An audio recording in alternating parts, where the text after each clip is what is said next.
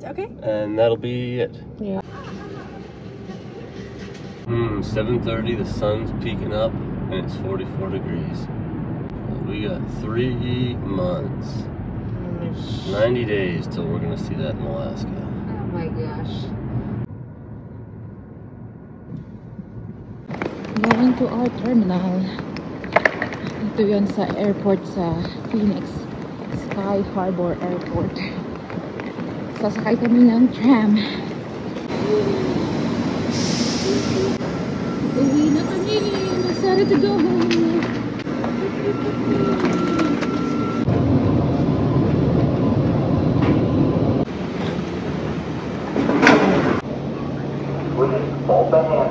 Different ng aming bag tags.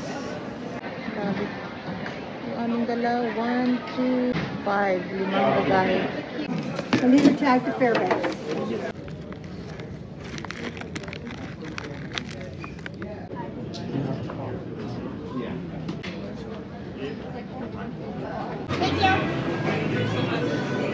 Ito yung kinuha namin, margarita pizza. It's a rice crust. Or here for DMC. Asawa ko, isang slice ng pizza yung kinain niya. So, naghahanap kami ng makakain niya this time. Pero kuha ko siya dito ng kape sa Starbucks. Gutom na yan. Isang slice lang ba naman ng pizza yung kinain niya. Nandito na kami sa Seattle. Thank you. Yeah. Ooh, that looks good. Forget the price. Dito naman kami sa Ballard para kumain ng lunch yung asawa ko. Pero kinakain ko yung price niya. Bet ko yung library wall nila.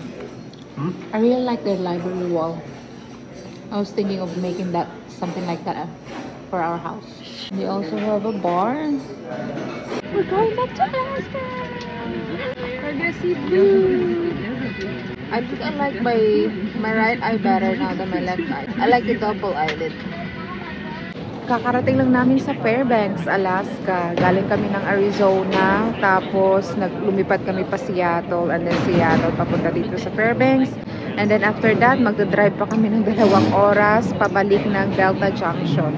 So yung flight namin from Arizona to Seattle was about 3 hours and 20 minutes, and then from Seattle to Fairbanks is about 4 hours. Tapos magdadrive pa kami ng 2 oras. Nakakapagod yung biyahe. Malayo kasi yung Alaska from any other places. Yan yung mahirap pag nakatira ka dito sa Alaska. Ang lalayo ng mga lugar na kailangan namin puntahan at kailangan talaga lumipad. Naghihintay pa ako dito ng aming bagahe. Si Jared, yung asawa ko, nandun na sa labas para i-start yung aming sasakyan para mag-warm na ito before kami umalis. And we're back to the land of ice. Ang hirap mag-drive ng maleta kasi nag-yellow. May snow kasi. Yes. Hirap magtulak ng maleta kapag may snow. Okay. We made it to our car. Puno ng snow dito. Every time na pumupunta kami sa ibang lugar, iniiwan lang namin dito yung aming sasakyan sa airport. Tapos nagbabayad lang kami ng fee per day. How much per day do we pay for parking? 164. So 164 for 10 days. 16, 17 bucks. Mga $17 a day yung bayad pag iniwan nyo yung sasakyan nyo dito sa airport. Ayan, lalabas na kami ng parking area. Mag alas 8 na ng gabi, pero kailangan pa namin mag-grocery dito sa Fred Meyer kasi wala kaming fresh na gulay at ibang prutas doon sa bahay. Imbes na diretso na ng uwi, mag-grocery pa. Nakapag-grocery na kami, konti lang yung binili namin. And then bumili na rin kami ng chicken wings for our dinner. Kakainin lang namin sa sasakyan. Christmas tree pa rin dito sa Delta Junction, dito sa sementeryo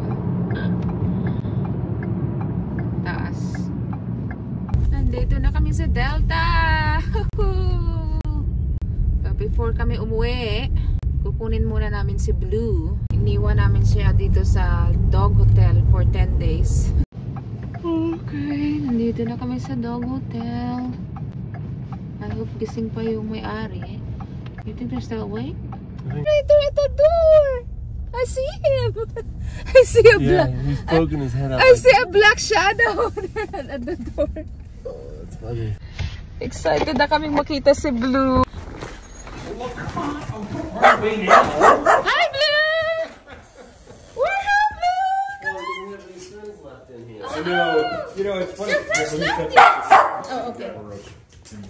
Yeah, and that was, he was very upset by that too, actually. Like, he was in our first couple of days, we had a hard time, you know, like you said. Yeah. Growled at me and stuff. And we are home! It's nice to be home. Kakapagod mo biyahe. Blue? Are you happy? Oh, you are? Oh my goodness. We too. We missed you.